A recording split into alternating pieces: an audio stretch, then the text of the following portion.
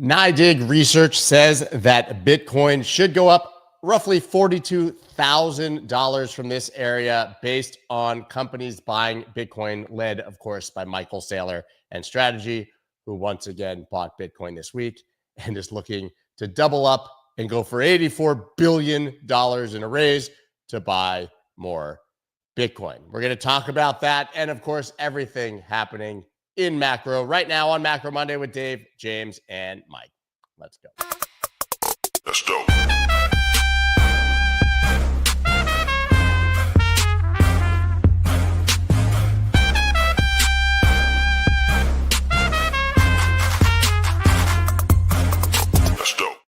What is up, everybody? I'm Scott Melker, also known as the Wolf of Wall Street. Before we get started, please subscribe to the channel and hit that like button. Going to bring the gentlemen on right now, Mike, James, and Dave. I apologize for my congestion. I have a 100% hit rate of going to crypto conferences and long trips and coming back sick. So here we are. Every single time. I think it's a lot of handshakes and airplanes and airports, but man, it's guaranteed. But it was quite a week actually at Token 2049 in Dubai. Still a lot of excitement, obviously, surrounding the industry. But let's just dive in here. I had this blissful moment, Mike. I told you. I realized when I woke up this morning, I hadn't checked any macro news in a week. It's wonderful. I didn't know about Trump. I didn't talk about tariffs. I didn't know what interest rates are. I looked this morning. I was like, wow, gold's back up. I had not checked a gold chart. It was a nice break, but maybe you can catch me up. Yeah, well, so on the facts of the year so far, gold's up 27%, crude oil's down 20%, Bitcoin's unchanged. I think that's going to continue. And I think it's going to, the problem is beta's down. Oh, I'm sorry. So not piss off Dave. The S&P 500 is down 3%. But the key thing from our morning meeting to catch up what was thinking is Anna came on and she says, first of all, the Fed's priced for about 100% of a first rate cut in July. She thinks that's too soon. Thinks what the Fed's thinking. Right now, their core inflation indication for end of the year is 3.5 to 4%. That's almost double their target. And he thinks the Fed, that's actually enough for the Fed to talk about rate hikes. That's going to be really go over well with Mr. Trump. Powell may jawbone into pricing less hikes at the meeting is what she expects. And she's pointing out, if you look at container ship things coming from China to the U.S. or just leaving China, it's major drop off and going to see shortages for the holiday season, and there's no way that even now, if Trump's tariffs were dropped to zero, that we could offset not having shortages for the holiday season. Gina's still the same. Her quote was, large cap and small cap stocks have butted up against good resistance. The market's toying with the idea of recession risk emerging, but not showing it yet in terms of PE. 21x is clearly too elevated for her macro model showing recession. He says there is a downdraft in PE growth rates. A lot of the earnings were okay so far, but the valuation models are still expecting enormous earnings growth in tech, which is unlikely because they're starting to slow. Guidance momentum has been extraordinarily bad, and basically it's the lowest since the great financial crisis. So from our meeting, still pretty much the same, that it's more of a down trajectory. We've had nine up sessions. Here's the key thing you need to know, and 9 up sessions roll in the S&P 500. We all know that usually happens. That's usually a sign of short covering. It's an interesting situation because honestly, as I said, I wasn't really tracking it, but we've basically retraced the entire Liberation Day dump on stocks. So quite a V-shaped recovery. And I just took a look though at the Qs, obviously the NASDAQ here on the weekly, you're right at the 50 MA. So speaking of that technical resistance that you mentioned, and you're right at the 200, exactly tapped on the daily. So this really is, for those who follow charts, a moment where you're going to want to see what the NASDAQ does, certainly this week. Well, it's also a key thing is it's all the same chart. You overlay Bitcoin with that, with Fed easing expectations, which were about 60% for the June meeting, now down to 30%. They're all the same chart. They've been going down together and up together this year. I just expect that to continue. And to me, the risks is, it's all, to me, tilted off of Bitcoin. It's got to stay above 95,000. And to me, the stop, the thing we used to do in a trading pitch, we'd always ask the brokers, hey, where's the stops? I think the stop is 85,000. Don't want to trade below that. I think we will. But for now, it's hanging in there. Yeah, I would even put that at 91 personally, even higher at this point. I would like to see it hold. But yeah, Dave, you're shrugging. So you think that number is irrelevant, obviously. Well, I think that Hey, just go. Is look Dave at Dave, you're very quiet. Do you guys, is he very Okay, quiet for hold on. you? It might be. Yeah. Hold on. Yeah.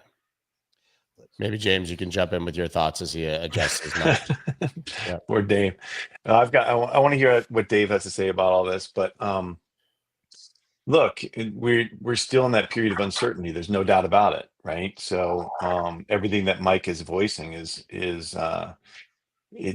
everybody's trying to get a handle on this market, try to get solid footing. Are we in a short? Is this just been a short cover, and that's just a recovery of that V recovery you're talking about, or is there something more grounded? Are we really going in a direction that the market believes that tariffs will not be so destructive that we can continue building again on the asset side? But the problem is that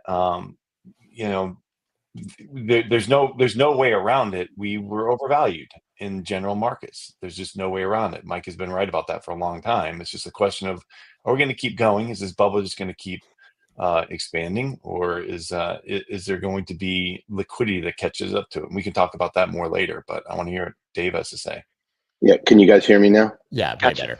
Yep. Okay, fine. So I had to switch to the AirPods. So trying to use the other microphone for here. Very good. So look, a couple things. First of all, it's the most important thing to take away from the last few weeks is Bitcoin and stocks trade together during the day directionally, but the beta is totally gone, right? It's in fact, Bitcoin is essentially been flat and been actually up over the last few weeks. I mean, it's very hard to forget that Bitcoin was triple bottomed in the high 70s, right? Long before this 9-day rally in the Qs. The Qs have, quote, caught up, but I think basically what you're seeing there is a liquidity trade.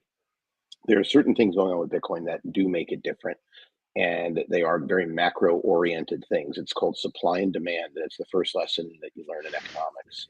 And it's important to understand that because we've seen a plethora of on-chain and off-chain indicators that tell us that there are whales, larger investors are accumulating, investors that are new investors are accumulating from, everyone talks about, well, BlackRock is buying. BlackRock's not buying dick.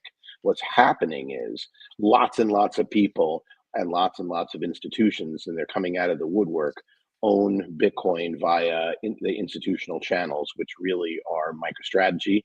And I find it hysterical that the Arizona State Retirement System is one of the owners of MicroStrategy after Katie Hobbs deciding that she wanted to buck and not learn the lessons from the last election. That's going to do her really well in 2 years. It's just different, right? They're patient accumulators and crypto people selling. And we've been seeing that. We've been talking about it for 6 weeks. It's been going on for 6 weeks. And if you don't take that away, and you don't understand that gold is likely to be leading this trade of this liquidity trade higher. I mean, gold is the same place. Pretty much everything is the same as it was 4 weeks ago. Meaning to look at it, although this V bottom is interesting. The other thing I'll object to is, while I generally agree with a lot of what you're saying, Mike, you're using the what happened to fit a narrative, and it's just not true. Short covering rallies are vicious, very strong, bursty rallies. You actually, we could roll the tape back a couple of weeks ago. You even have said it multiple times in your life. I've heard you say it because it's true, which is that the most vicious rallies are in bear markets. So a 9-day grind higher is not a vicious rally. It's a 9-day grind higher. Now, what is it? It's not short covering. It's people caught off sides. People, the doomers having to say they're not dooming, and the people who put their money on the sidelines trying to allocate. Now, I personally think it's a bull trap. I tend to agree with you. So this is not a statement where I disagree with the direction that you're saying, but let's at least get it right. Short covering is generally much more spiky than in 9 straight days. 9 straight days, this reminds me so much of 2001 in the NASDAQ when it rallied into June after the March bad, and then things went south later. The difference between now and 2001, there's a major difference, is the policymakers can't afford to shut down the liquidity spigots. And I think that's really important. Arthur Hayes did a really good job of explaining the policy tools in his most recent missive, and he also gave a speech at Token, which said the same thing. The Powell, it may very well not cut interest rates. In fact, he even said that. But the likelihood that he's going to keep the market drained of liquidity is really unlikely. You know, whether it's quote Larry's big print or just look, I got the bazooka, guys, don't cross me. That's basically what we're looking at. And you know, the markets are basically saying that people realize that there's no other place to go, and that's where you're seeing these things. Now, I am much more bullish on Bitcoin than I am on the Qs, because I think that the other point that you made, which is 100% right, is earnings. But if you can explain to me why corporate earnings has anything to do with Bitcoin, then I'd like to understand that relationship, because I don't see that. The real question is Bitcoin gaining adoption? And the answer to that question seems to be yes. Now, are there, you know, we could talk about Ethereum and everyone saying that it's really the most interesting conversation, I think, in crypto these days, which is half the world seems to say Ethereum is massively undervalued. Look at what's going on in the network. And half the world is saying, are you kidding me? It'll never actually achieve it. Look at where it is. It's being passed by Solana. It's being passed by this, by that. But all of those are on the earnings side. And if you drill into corporations, I mean, corporate earnings are going to be a function of the economy, and everybody is still in a holding pattern. I don't think we've ever seen anything like it. I mean, I'm pretty old. I've seen a lot of things. I've never seen an entire economy where you could talk to two different people, both of whom are respectable, both of whom have, and I'm personifying it, but it doesn't really matter. And one will say, oh, everything's going to be fine. These guys are moderating or whatever. And others are going to say, oh my God, it's doom and gloom.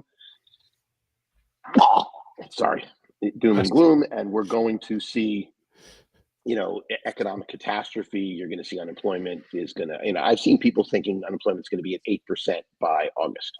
And I've seen others saying unemployment will be right around the 5% level where, you know, kind of it is now. And I don't think I've ever seen this wide breadth of difference. I mean, if you guys, I mean, the fact that there is an incredible breadth of It's been that way for a while. Yeah, but it's been way, this is strange.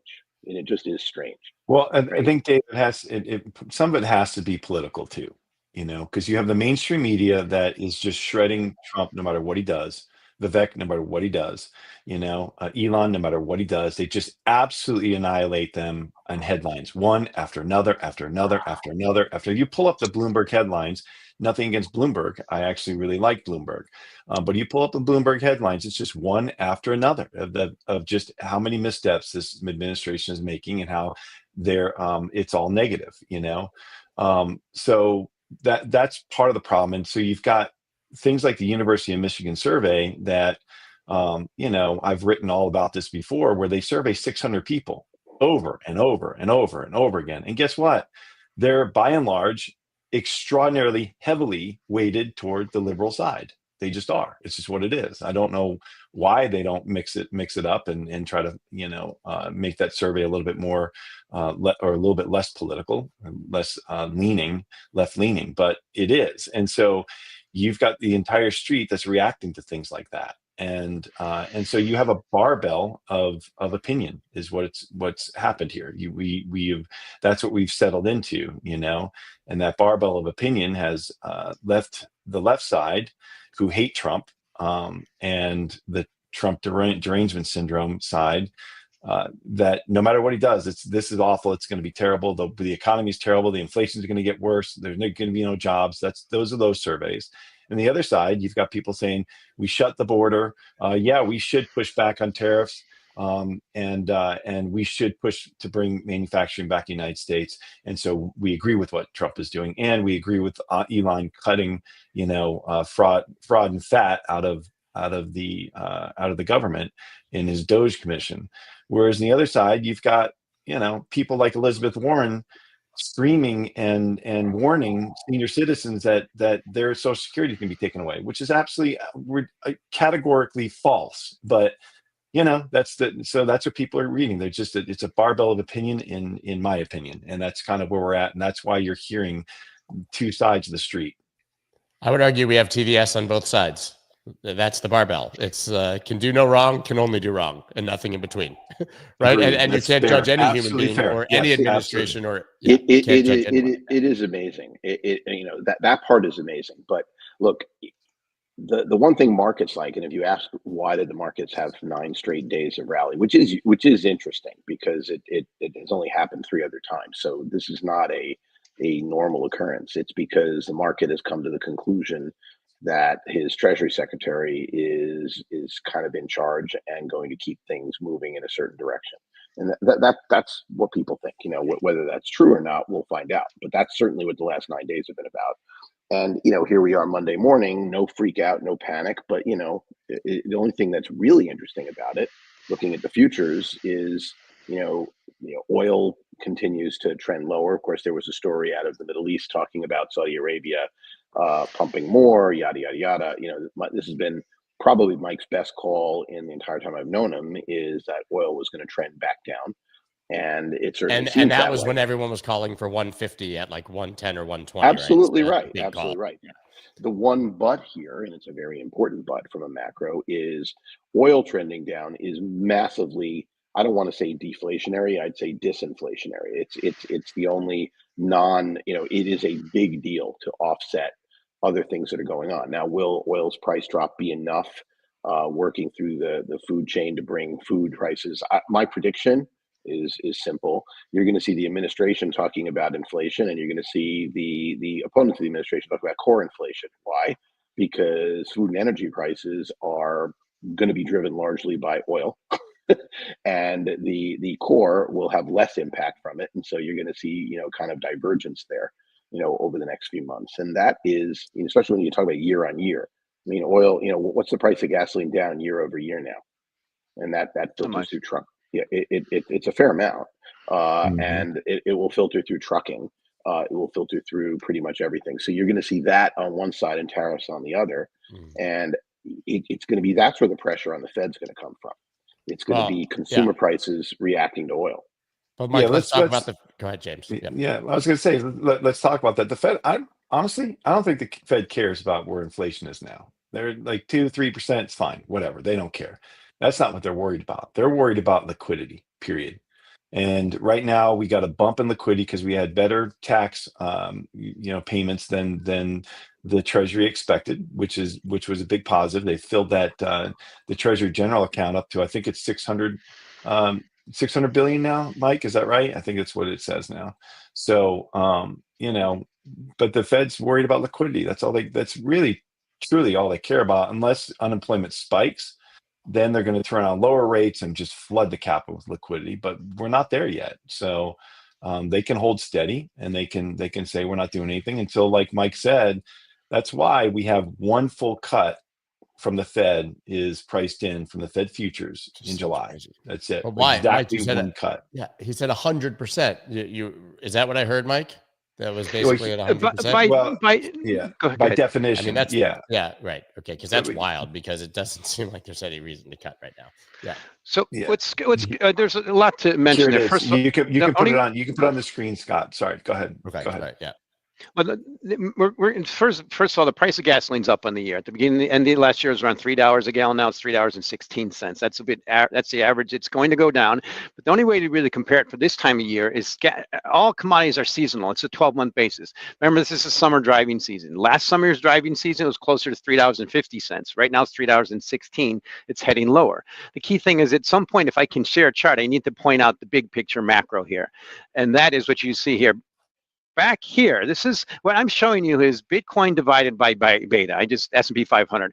Basically, it took three S&P 500s for one Bitcoin back in 2020 when Mr. Saylor got all bullish and people like we all got really bullish. But the key same thing is now we're at the highest ever versus beta, and we're seeing the yelling. You're supposed to be selling when they're yelling. This is not a level to expect a 10x in Bitcoin versus beta or anything. It's just way too expensive. This is a level to say rational investors say, okay, this is great. I'm hearing the people who are on the sell side pointing all the buyers, but we've seen this before. It's like everybody getting bullish crude oil above 100. This is not where you want to buy Bitcoin relative to this is where you did want to buy. And I'm just pointing out one thing that's changed is this chart here I show you. This is the U.S.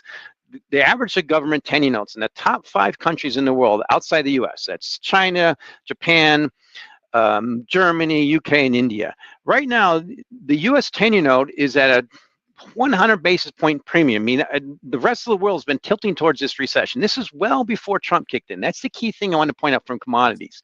Well before he was elected, gold going up and crude oil going down is a clear global deflationary force. Remember, there's no demand pull for that economic sense of commodity at the moment. Now we are here with Bitcoin 2 versus beta. This is why I say be very careful with this commodity. I want to point out a key thing. Now we have a lot of smart people at Bloomberg that do models. This is a key thing I like to point out. The Bitcoin to gold ratio, one of my favorites. It's at 28. It peaked at 40. It dropped to 25. Good support. It just rolled over, I think, at 30 last week. And our model, first of all, it's the same level as 2021. I know Dave doesn't like when I point that out, but it is the same as 2021. There was a good reason for that. We spiked in the biggest money pump in history, but our model shows it should be around 18. That means if gold can keep going to 3,500, which is very good resistance, Bitcoin should go to 60,000 in a normal ratio. The key thing to think about and remember here is what happened here? What's our history? We are in the back end of the biggest money pump in history. Just the fact I can say that without pushback, it was. All risk assets rallied. The fastest horse in the race rallied the most. We're all on top of that. And now we're seeing the hangover. And remember, let's not forget, Bitcoin's classified as a commodity. I treat it as a commodity. Yes, I get the declining demand, increasing the demand and adoption. Remember, when I'm bullish, I point that out. But now it has things like Ethereum and millions of competitors. It just, what happens to commodities was what happened to crude oil. The main call I made on the way up when it was against consensus is you have to be a consensus against consensus in my business, or you're just a journalist. As a trader, you have to do the opposite and try to see what the optionality is. So my bias is what crude oil did, what a lot of commodities do, is they go back to enduring means. To me, that's what Bitcoin's doing now. That's what all cryptocurrencies are doing now. I just look at that Bloomberg Galaxy Crypto Index. It's down about 20% on the year, and gold's up 20%. Now, the stock market can go up and stay higher from here. Maybe that'll narrow a little bit. But to me, this is like 2008. It was really hard to be short in 2008. I held shorts that whole year. I just kept rolling in the money puts versus out of monies. It was really hard. To me, it's just getting started. And Dave's right. We do have rip-roaring rallies in bear markets. Remember, we had 19% up day right in April, and then we've had this rally for the last nine sessions. It seems too easy that if Bitcoin just rolls over from this level, if it closes below 85,000, to me that's triggered, everything goes down. If it stays above 95,000, that means everything goes up. So I'm taking the big picture macro and I narrow it down. And to me, what's happening this year, it's a bear market. I fully expect by the end of the year, S&P 500 is more likely to be down 20% than up 20%. The VIX is 22. That means the first standard deviation move is up or down 20%. And all things are tilting that way. Now we've had a bounce, and gold to me is telling us that. So I stick with that macro, and I can't point this out. When people are saying buy an asset here, I say good luck with that one. Leave this chart here, okay? Because you've made, that was a very long diatribe. There were at least 4 very badly, mangled assumptions in there. Assumption number 1, that Bitcoin is a mature commodity, is just absurd. I mean, literally absurd. It's an option. It will either reach a intermediate terminal state at the market cap of gold, or it will fail. It is one of those two things, because Bitcoin as a network is way too slow to be the network usage for other stuff, inscriptions notwithstanding. It is, however, as a financial asset, pristine money. So why do I say that, and why is that assumption really bothersome? You just said the magic words. I treat Bitcoin as a commodity, except for Bitcoin is 100% inelastic to price. Its supply is 100% inelastic. Every other commodity is exceedingly elastic, its supply to price, meaning when the price goes up, supply goes up. That does not happen with Bitcoin. That is a completely different animal. It can't be just to put an accent on that. If the price of gold goes up, then it doesn't happen immediately, but gold miners ramp up production, period. I mean, and same thing with silver. Sell their old gold. You see the signs, and that's happening. So Dave, what are you missing? What are you missing, Dave? Financialization and 15 million competitors. All the latest ETFs launched them. Michael, you've made that point many times. I said there were 4 horribly bad assumptions. So bad assumption number 1, Bitcoin is a mature asset. It is not mature. It is still an option. Bad assumption number 2, Bitcoin can be treated like a commodity because it is completely inelastic to supply. What is the CFTC treated as? a commodity. I'm sorry, I'm just pointing out facts. That's what CFTC ranks it as a commodity. It's Awesome. classified as a commodity. When has the CFTC ever been an economist to determine the value of commodities? I mean, I'm just pointing out classification it's as a classified as a commodity. It doesn't change the It trades like a commodity in my view. Market prognosticators need to look at supply versus demand curves to understand what's going on. And if you don't understand that the supply is fixed, then you're not valuing. No one said it wasn't correctly. fixed. It just, okay, gold has 3 competitors, silver, platinum, palladium. Bitcoin has millions. Bitcoin is going to be gold's most serious competitor. And so gold has to worry about Bitcoin in the future. But Bitcoin does not have competitors. Bitcoin has other digital assets which happen to share a common background because they use cryptography. None of them are serious competitors to Bitcoin, and you can see Bitcoin dominance for that in terms of its use as money. But that's the third assumption that you made, that Bitcoin has competitors. We've talked about this ad nauseum. In the beginning, there was Bitcoin because it is pristine money. That's exactly what it is. Read the white paper, peer-to-peer, value being transferred, etc. None of the other cryptos are taken seriously. There was a brief period of time when people, the Ethereum maxis, were yelling that Ethereum would be better money when they switched to, becoming. They gave up on that, by the way. What? Even the most vocal advocates for Ethereum gave up on the super hard money or whatever that meme was. It's literally nobody. No serious investor treats any other crypto as having anything to do with store of value. They all trumpet their ability to do X, Y, or Z. If it's XRP, it's being part of payments. If it's Ethereum, it's being the basis for tokenization. If it's Solana, it's also the basis for tokenization. It's the casino. You can go up and down the line. If it's Chainlink, it's being the in-demand oracle that people are going to need. And you can go through every crypto. They are as similar to Bitcoin as Apple and Tesla are to U.S. treasuries. Yes, they're U.S. financial assets, but that's it. I mean, it doesn't really matter. And oh, by the way, this is the point that drives me absolutely insane. If we're right, and I'm very confident that I'm right, that within hopefully our lifetimes, but certainly within the next couple of decades, that all U.S. equities will trade on the blockchain, would you say NVIDIA is a competitor to Bitcoin? And the answer to that is a resounding no. Just because it trades on the blockchain doesn't mean that it's a competitor. And so that competitor argument, and by the way, if you look at the comments into this show, that is the single argument you make more often than anything else that gets the biggest pushback. And people generally the pushback is, I can't believe he doesn't understand this. So that's 3 assumptions. So the 4th assumption, you need to go back to your chart, pull it up, pull up either of those 2. So look at where we were in 21. In 2021, the Bitcoin network itself was 1/5 of its current size. At the same time, the narrative among the mainstream financial press was that Bitcoin was a drain on the world's resources, that it was a waste of energy, that it was polluting the environment. Today, and it's going to zero, and it was going to zero. And it's going to zero. So all that was happening in 21. Look where we are versus that. Now, understand, in terms of tailwinds, which you're ignoring, tailwind number 1 is the fact that the network is 5 times bigger, which would indicate a bubble would be 5 times higher, and you can see where that would be. Second, you have it as declared a strategic asset. Yes, it's declared a strategic asset for half of the country, but it's still considered a strategic asset. Number 3, you have very clear scientific consensus that Bitcoin stabilizes grids, that Bitcoin is not a no utility thing. It has a massive utility. It allows people to monetize stranded energy, and it allows people to develop energy that would otherwise be uneconomical. And that is a very big deal. It's a big deal throughout the third world, Africa, etc. It's a big deal. We just had Spain and Portugal go dark because of their reliance on solar energy. They only have 2 choices if they want that not to happen again. 1 is to increase Bitcoin mining like Texas did, and 2 is to go to more nuclear or other powers. We'll see which one they choose, but it's not going to be 3, do nothing and let the country go dark again.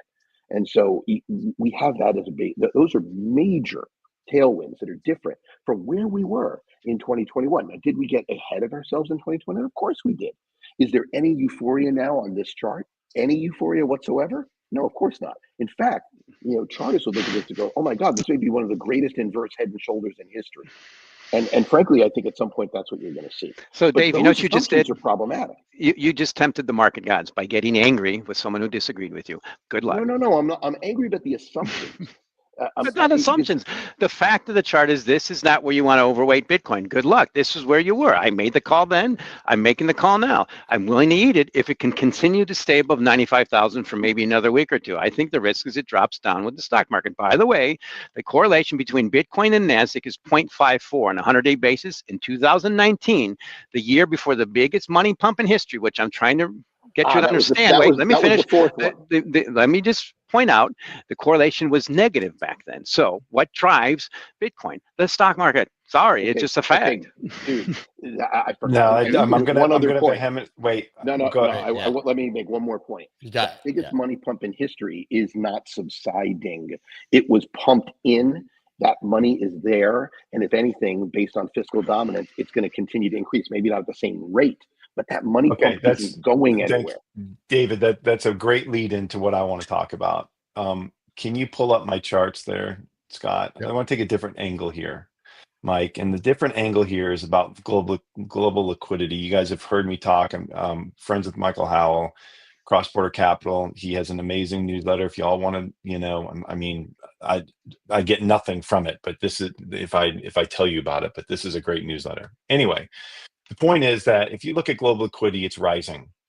Why is it rising? It's rising because of weakness in dollar and central bank expansion, and because of the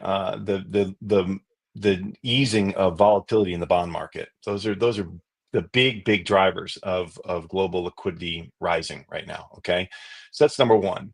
Number two, if you look at where the MSCI, the global stock market was, it got way ahead of itself off of global liquidity. You can see the orange line is global liquidity, and this is the stock market. And now it's mean reverted back to a more sustainable level. Okay, so that's number two. Number three, let's take a look at gold. Let's take a look at gold, which has followed liquidity quite a bit, quite closely for a very long time. But let's look at that. Look at where gold is versus global liquidity. Look at where that thing has absolutely skyrocketed. It's because people have turned to it as a flight of safety asset. And it, quite honestly, has probably gotten ahead of itself here. I would argue, be careful with gold at this level right now. I think Mike agrees with that. Okay. I think Mike agrees with that. So, right. So, but if you look at Bitcoin, this is a 3-month lag because Bitcoin takes a few months to catch up. Look at where it is. I said back here, we can go back and listen to the podcast. I said back here, is Bitcoin going to have to mean revert back to liquidity, or is liquidity going to catch up? And look at where it is. So that's not surprising to me because of what Dave said. And this is exactly what it comes back to, which is, look, yeah, we did have the biggest money pump in history, but guess what? Number one, that money pump is continuing, and the global liquidity continues to expand. It's going to continue to expand ex infinitum. Why? Because we are in a fiscal dominant situation worldwide. Because now the stock market is not driven by asset reallocation. It's driven by the expansion of the debt. You have to expand the debt to keep this whole thing going, and they have to expand the debt to keep the sovereigns going, which means that they have to monetize it somehow, some way. Whether it's an acronym or it's straight out QE, they're going to have to continue this. And so that's what's happening. And the question is, does the Fed fully pivot and go to QE sometime, or in the middle of this year because of some sort of credit event, or because of a steep drawdown in the stock market because of the things that you're talking about, Mike, and people do get scared and they do dump all assets and they correlate to one, or do they just quietly continue on this path and continue to expand the money supply? We don't know when that's going to end. Michael likes to say that it's a 5 or 6 year cycle and it's going to end later this year. Well, that means that Bitcoin's going to probably hit its peak level for this cycle in somewhere in the first quarter of 2026, or in the middle of 2026. That's what is likely according to the view of liquidity, but that's a different view. And the only other question that I always have, which is a really simple one, is if you look at Bitcoin as a mature asset, when we talk about the fact that at some point, if it's going to succeed, now it's an if, okay? So understand it's if Bitcoin succeeds, it has a extra zero on the end of it with everything else constant. Now, I'm going to repeat that because it matters. So the success of Bitcoin is assuming $2025 as of this date. It should be 10x plus to be pari passu with the monetary value of gold. Now, if you believe that that will happen, and obviously it's an if, then things will have to happen in terms of correlations and treating that asset that are different than everything else that we've just said. That's hold everything else constant. Will Bitcoin adoption drive price? That's the five. That's why I always go back to the network size as the most obvious of that. It's an if. Obviously, Mike, you're in the no camp on the if. I got that. Obviously, I'm in the yes camp with the if. I get that too. The one thing that I don't believe is possible is over the next decade for Bitcoin to stay as its current level of maturity, i.e. its ratio to gold. It will either collapse because it will fail, or it will rally that 10 plus X to get to there. Now, what gold does and what monetary aggregates do and all the other stuff is happening. This is a macro show, but you can't treat and value an asset that is essentially an option the same as the hard asset. And so when I say Bitcoin can't go to 10,000, I'm not saying it can't. I'm saying that for it to happen, it is a failure. Bitcoin couldn't get below 16,000 when there was forced selling from almost the entire crypto community and no institutional buyers. Just think about that. When FTX puked, it was massive amounts of forced selling, waves of it, and it couldn't get below 16,000. Think about what that means. So here's one thing that you got myth going against you, Dave. Power of the statements go working against you this year. Good luck. I'm just pointing out the power of the statement. Yeah, I was early last year. I was early in a lot of things. The power of the statement means if you're overweight risk-off assets like gold and treasury bonds, and you're underweight risk-on assets like crypto indices, some of them which are 70% tracking Bitcoin, the Bloomberg Galaxy Index is only 30%, you're doing better. I expect that to continue to widen.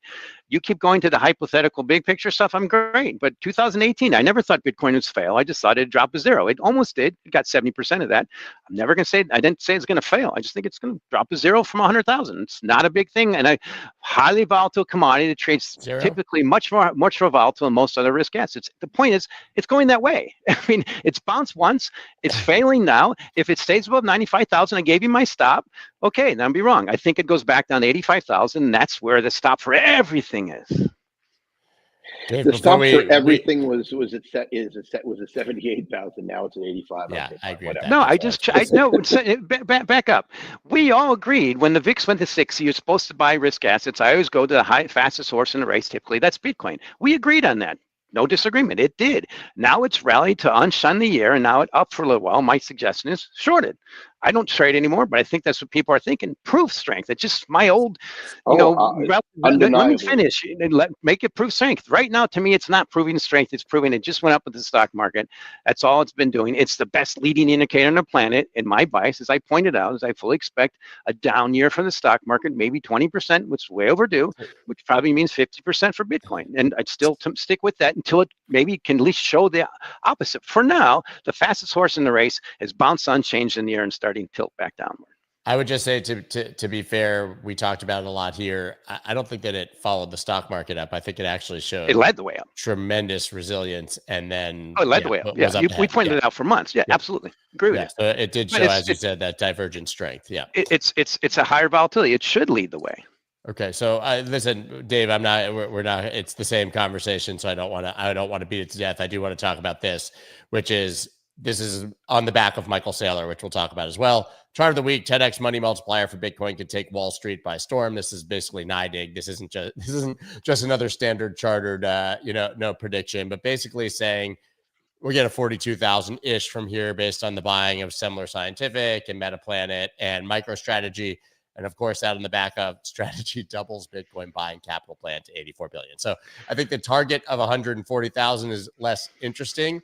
I think it's worth diving into how many companies are going to continue to follow this and how much, how effective that'll be once you've kind of seen strategy do it. And B, I mean, we have to talk about. Can I just make one comment about that? Flying too close to the sun here. And let me just make one comment about that. And everybody who's way overweight long this highly volatile risk asset can tell me how dumb I am. I love it because, believe me, that's emboldens me. You know what a lamb is? Look at me. Michael Saylor is saying to the world, hey, look at me. I made money doing this. You can too. How is history going to view that? Good luck. This is not going to, typically you got to stop those people out and then you go up, unless it's different this time. I'm just saying how it usually works. If it's that easy, like Dave says, it's so easy to get another 10x from here, what you said on, I listened to macro crypto banter. It's like, this is not what you expect to get the 10x. We got that. We got the 10x. Now, when everybody's buying it, be careful. When everybody's bullish like that, be careful. What Is everyone happened? buying it? I don't know. What happened in 2004 and 5? What was the total aggregate market value of, quote, internet-related companies? There was a huge rally off the bottom from 2001's depth to 2004 and 5, right? So you just point out exactly where I think we're going in cryptos. We're going to get to that. I understand that. If you look now today, it is, what is it, 50x? I mean, it's a very big multiplier. I mean, NVIDIA didn't even exist back then, right? You know, there was no such thing as trillion-dollar companies. We were, you know, it didn't exist. I mean, the entirety of the wealth created by what was a meta trend was massive. I'll never forget Cisco when we first saw what was happening with routers. It was just Cabletron systems. I mean, you see, there are wealth creation events that are generational. And when you see a generational wealth creation event, you can't fade it the same as you fade business as usual. It's not about this time, it's different. It's about, there is a generational opportunity. And that's the point. That's essentially what Saylor's saying. I mean, if you look at what he said and listen to his, and I strongly advise listening to his earnings call, because it was really fascinating. What he said was that his strategy works perfectly well if you believe Bitcoin will track the market and do long-term market returns of 7%. They will do well. If you're a maximalist and you believe that Bitcoin will have an ARR of 30, which is it will over the next decade, because he's talking out 10 years out. He said, if in fact it gets to that is effectively what would happen for Bitcoin to catch up with gold's monetization. Then you have the most amazing performance in history effectively.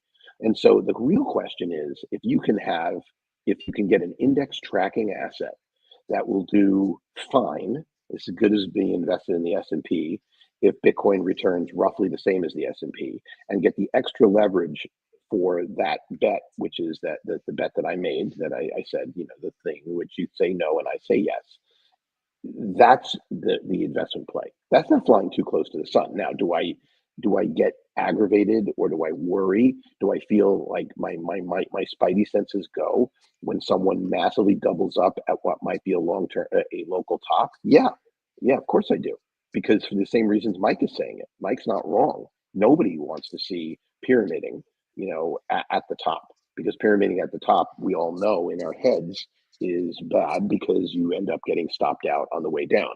But that's not his strategy. His strategy may look that way, but that is not what he's doing. He's not over leveraging to the point where a 50% drawdown would wipe him out. In fact, a 50% drawdown would leave him more or less at break even. So it is different, but it is worth I think listening to that break-even call. frame is like 70-ish, but yeah. Yeah, but the point is yes, is that you're looking at a different perspective. His perspective is not as crazy as it sounds. If all you're doing is looking at it from the outside. Now, that said, do I have concerns about asset concentration? Yeah, of course I do. Everybody does. I mean, James, I want to know James' opinion, because James, Yeah. you're close to Saylor, obviously. You know, Yeah, So look, you sit at the table with him at the weddings and stuff. So you know, but it's hard to have a negative opinion, obviously. Yeah, I mean, well, yeah, I'm positively predisposed, definitely. But you know, it's a simple strategy, Mike. It's not without risk. He's taking a ton of risk in that he's betting his entire company, his entire career on this asset. You know, and that's okay. That's what he's doing. So, at this point, what you heard in that meeting, the shareholder meeting, is that he's got to move away from tapping the ATM in order to issue stock and buy Bitcoin here, because it's not at a level that makes sense financially. It makes much more sense to lever the balance sheet, continue to do more debt, and buy Bitcoin that way. I mean, you know, if you look at how it's trading right now, it's trading just above a 2x on the fully diluted shareholder base over the Bitcoin on the balance sheet, the value of the Bitcoin on the balance sheet. If that gets up over 2.5, 2.6, 2.7, 2.8, he's going to start tapping the ATM again. It makes sense financially. As it comes down to 2 or under 2, he's going to do debt. Now, here's where investors get hurt. Now, this is a big position in my portfolio in the hedge fund for a very good reason. I believe that he's positioning himself, and it's not easy, but he's positioning himself and MicroStrategy to become the largest Bitcoin finance company in the world, and to be able to create products and offer products that other banks will not be able to do, other financial companies will not be able to do. He's transitioning this MicroStrategy into Strategy, and Strategy is going to be a financial company, and it's going to be a Bitcoin financial company. It's going to be the biggest one in the world. Now, why would a 2.0 valuation on the underlying value of Bitcoin make sense, a fully diluted valuation? Well, if you look at, and correct me if I'm wrong, Mike, but I believe that JP Morgan's been trading at a 2.1-ish valuation of book value for a very long time, historically, and that's a pretty good target. And Dave Foley and I talk about that all the time. He's the one who kind of came up with that metric as a benchmark for us. And so, but looking at that long term with MicroStrategy becoming the largest Bitcoin finance company in the world, that makes sense. Where do investors get hurt? Well, investors get hurt if Bitcoin continues to stay here and that metric contracts, and people stop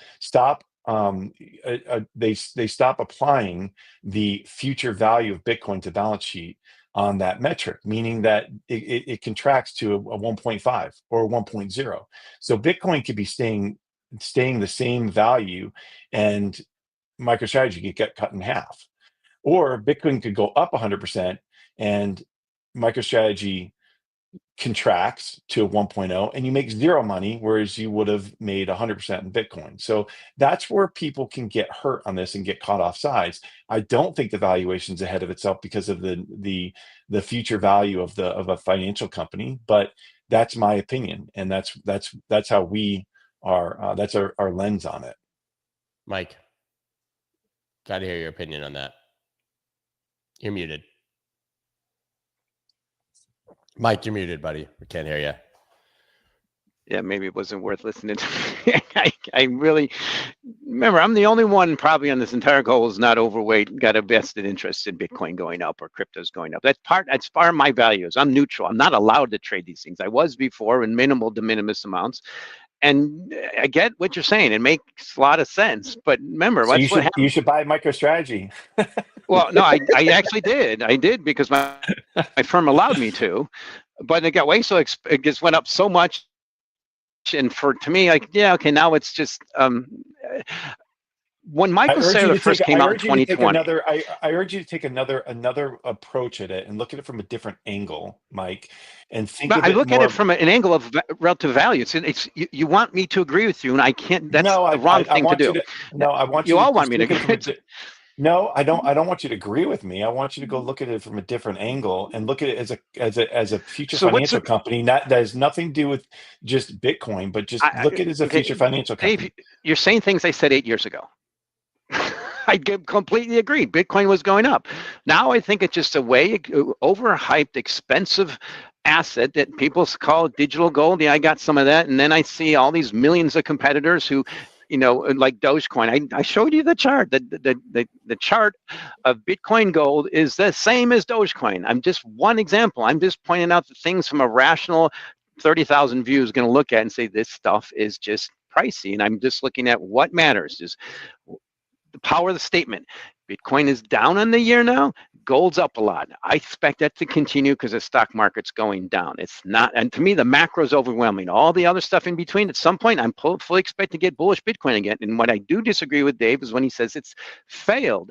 I disagree with that completely. This technology is awesome. Scott's podcast this week and about tokenization is something I pointed out almost a decade ago. And the most significant bull market in cryptos is $250 million about tracking. People call them stable coins. I'm calling them crypto dollars. That's up 100x since 2018.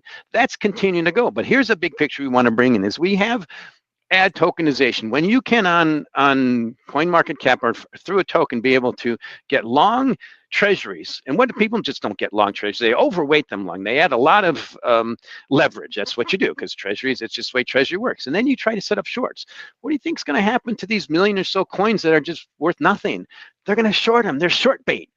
And particularly if the stock market goes down, this is a wonderful opportunity. Everything's getting arbed in. That's why I fully expected, since futures were launched in 2017, Bitcoin volatility would go down and get arbed in. But don't underestimate financialization and an asset that I'm just letting you know, and what you said with the comments, when you disagree with them, how angry they get.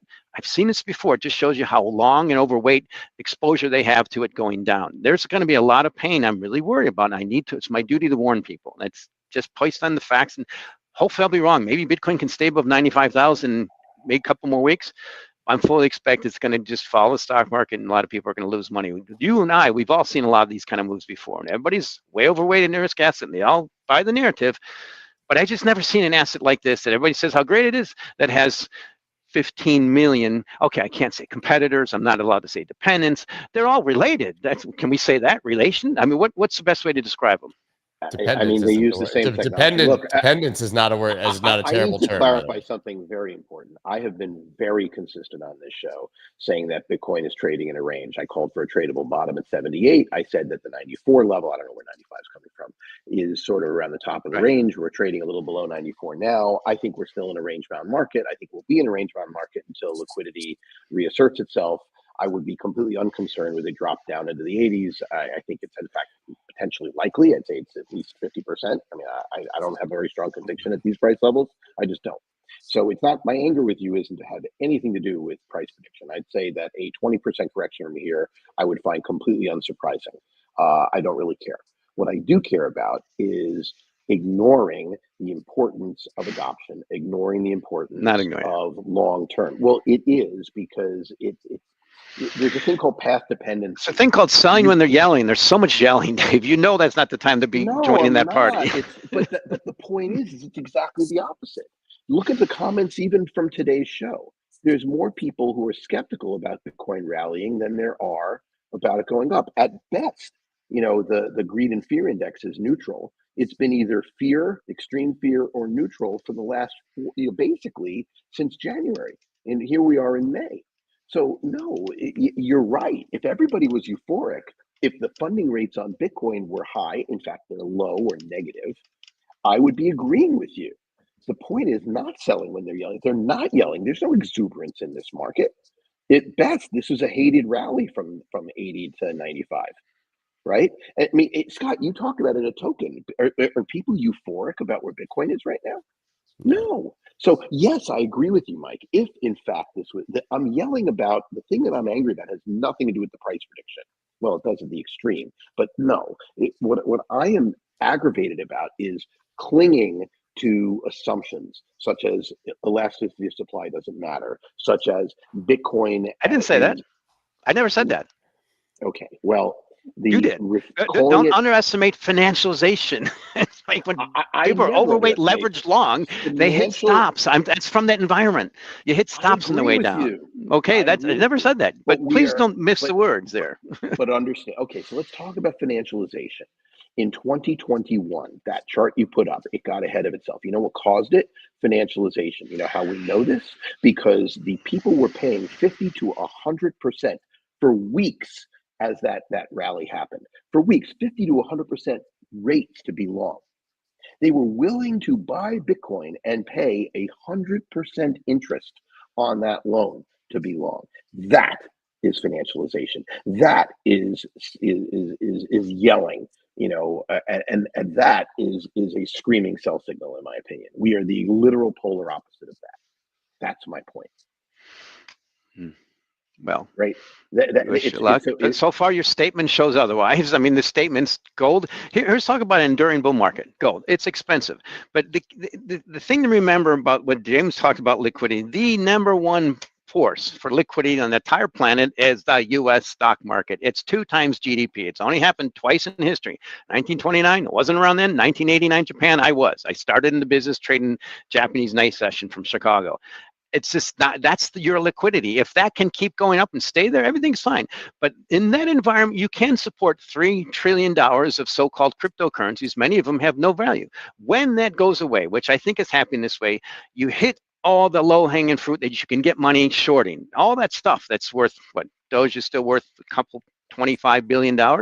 That's where we're going. And for me to be proven wrong, first of all, maybe we can see a negative correlation Bitcoin to NASDAQ. Right now it's 0.54. It's almost the highest in its history. And maybe we can see a stock market going up. Right now, I think it's rolling over. That's my point. It's all happening that way, which show it's not going to do that. So far, it's happening. And when the stock market does drop, a minimum 12 trillion from last year, which is what it created last year, the most in the history, 40% of GDP. It almost always takes it back. That's going to take away liquidity. And then we see the Fed turn on the pump and try to, it's going to be the falling knife. To me, it's like 1930. But I think Okay. it's a push and pull between, you know, the volatility of the stock market, the drawdown in the stock market, and other assets because of a correlation to one event, or just because, like you said, there's it needs to mean revert. But you know, there's a flip side to that, and we're in an adoption phase of Bitcoin. And so although it's quite volatile, it's going to remain quite volatile in my mind. It's going to continue to take those metrics higher. The ones that you keep pointing to, they're going to continue to gravitate higher as Bitcoin takes market share from the other assets. That's what happens with these things, and it's going to continue to climb that ladder of that. That we have a list of the largest assets in the world, Scott. You know, that lists all the Google and Amazon, all that. It went up to 5 and back down to 8. Yeah, it crested silver, and then, you know, and it's Google. and Google, and it's come back down, but it's going to continue to take market share from all of those other assets. And as it does that, your metrics are not destroyed; they just have to be adjusted, and that's what's going to happen. And that is my belief. That's my firm belief for the long term of Bitcoin. Right. And for the record, you know, there is no question in my mind that the meme economy inside of crypto is going to contract over time, in nominal terms and in real terms. I am not going to believe in a market where Fartcoin is worth $1 billion. I'm sorry. It's just to me that there are issues. And yes, you know, forget million. You know, I'll go so far as to say there probably aren't 200, 300 cryptocurrencies or crypto assets that we see today that will have enduring value. Now, that said, you're going to see something very interesting happen over the next decade. You're going to see hybrid assets that are part ownership of networks like the crypto company, you know, cryptos are now, and part equity and or part bonds, because, you know, what the three different types of capital formation: one that's brand new, and two that we understand: equity, debt, and network ownership. Those things will all coexist and will hybridize, and so you will eventually not have that. But do I disagree with you, Mike, when you say that, you know, most of the coins on CoinMarketCap are going to effectively get flushed out? No, it's exactly the same as in 2001. When you look back, you saw that the internet companies that existed, most of them went kaput. Now, most of them were in the OTC space. There were like 14,000 of them back then that went boom. But, you know, okay, so with the ability of pump.fund, yeah, with the ability of pump.fund, decentralized exchanges. it. Yeah, centralized exchange is not so different from OTCs back then. It's a future, it's a evolution of the same concept. But where we disagree is I think that the net aggregate wealth, 3 trillion, is nothing compared to what will exist in the entire economy of network ownership as networks and AI agents and things continue to grow.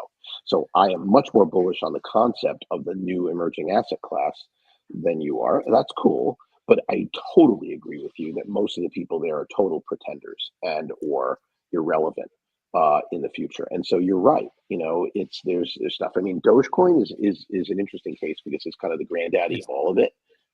It's crossed the chasm. It's an outlier. Yeah. It's an outlier. Yeah. On the Shiba Inu, it's only Scott, 7 billion. Yeah, Scott, Shiba Inu is 7 billion. Pull up the Scott. Pull up Yeah, what I shared. Yeah, I've got it. 1 second. There it is. Oh, we got to get ahead of silver again. Nice. Yeah, it bounces around there, but that's going to be number 2 behind gold in the not too distant future, in my opinion, and that's because of adoption. But you won't find any other crypto on that list in all likelihood. No. Never. Not for a while. Yeah, No. for a very long time. Yeah, I go back to saying to Mike, like I sympathize with the argument, but anyone who's really deep in this, 99% of crypto has gone to zero. It's not like we're waiting for that to happen. Like there's so many things that have just died on the vine that even showed some actual technical promise. It already looks like the post-internet bubble where a few may rise like a phoenix from the ashes, but it's been pretty brutal out there. But give Mike his due. Bitcoin. He's not wrong. Yeah. He's not wrong. That's what I'm saying. There are billions of dollars of zombie things out there. Yes. There's no doubt. He's not wrong Yeah. about that. Yeah, 100%. Well, guys, we did it. We got to 10:03. I can barely stand up at this point. I'm going to go host Crypto Town Hall from a laying down horizontal position. Not feeling great, but you guys kept me entertained and standing up this entire time. So congratulations. Great perspective. Always love the continued debate. It's going to be interesting. I mean, I really do think that right now at these prices where the markets have effectively retraced that entire dump is going to be where we really need to start paying attention. Because if it breaks up, you end up higher. That would be a pretty big signal. But if we see a dump here, it could get very, very ugly. I agree with Mike there. All right, guys, that's all we got. Give James, Mike, and Dave a follow, of course, and we will definitely see you next Monday for another Macro Monday. Thanks, guys. Great. Cheers. Let's go.